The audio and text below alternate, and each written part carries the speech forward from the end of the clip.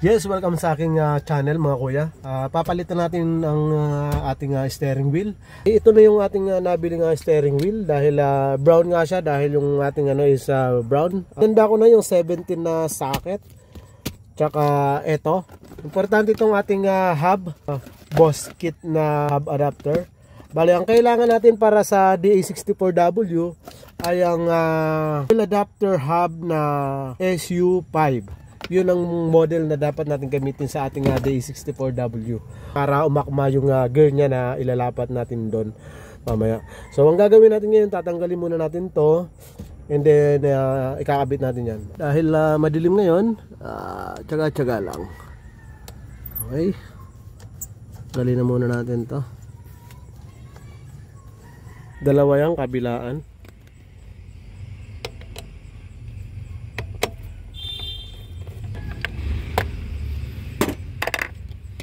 Alright, and then pwede na natin ito tanggalin. Okay, siyempre may wire yan. Tanggalin lang natin yan para sa busina. Alright, tabi natin yan. Okay, ito naman, first pala kailangan isisentro na natin yan. Kailangan nakapantay na siya para paglapat natin mamaya may basihan na tayo. Okay, next tayo, ito naman 17 yan. So kailangan natin gumamit ng socket wrench. Alright.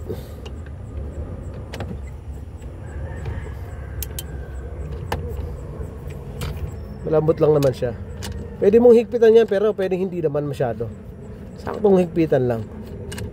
Then ito, hahatakin na lang natin yan. Kalug-kalugin muna natin para matanggal. Alright. Okay, tanggal na natin.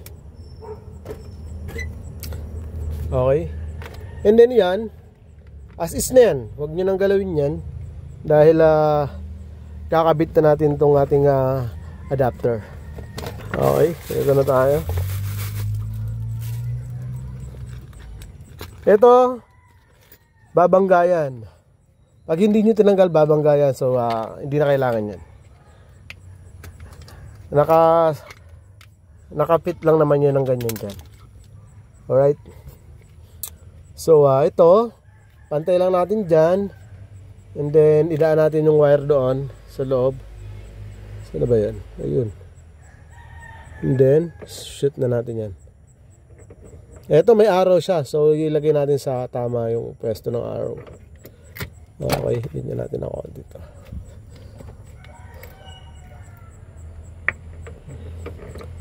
Alright. Alright. You know. And then higpit na natin siya. Yung number 17 natin.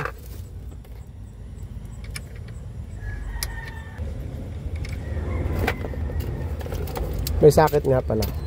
Bakit di gamitin? Okay.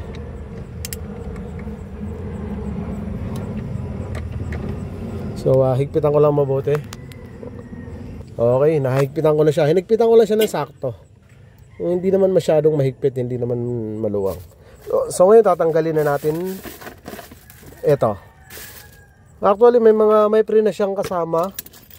Dalawa na yung ano natin. Kasi ito, may kasama rin siyang Allen wrench. Yung ating hub, may kasama ring Allen wrench. Tanggalin na natin yan. Isa. Hanggat maaari hindi ko na paghihiwa-hiwalayin o papalit-palitin yung mga tornilyo para yung thread niya sakto na siya. Kumbaga maganda na yung lapat ng thread niya.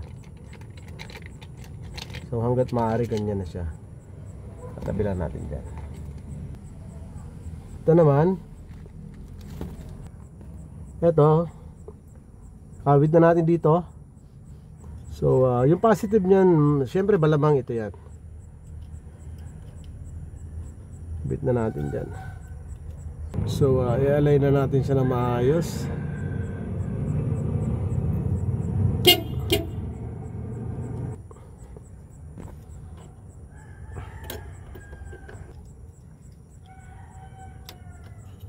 dapat siya gamitin.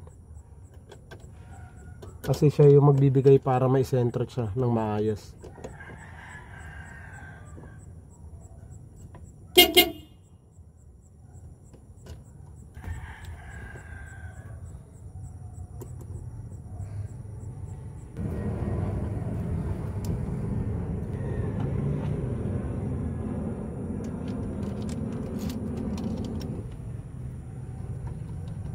Kailangan pumasok muna yung mga nuts ng tagko-konti lang.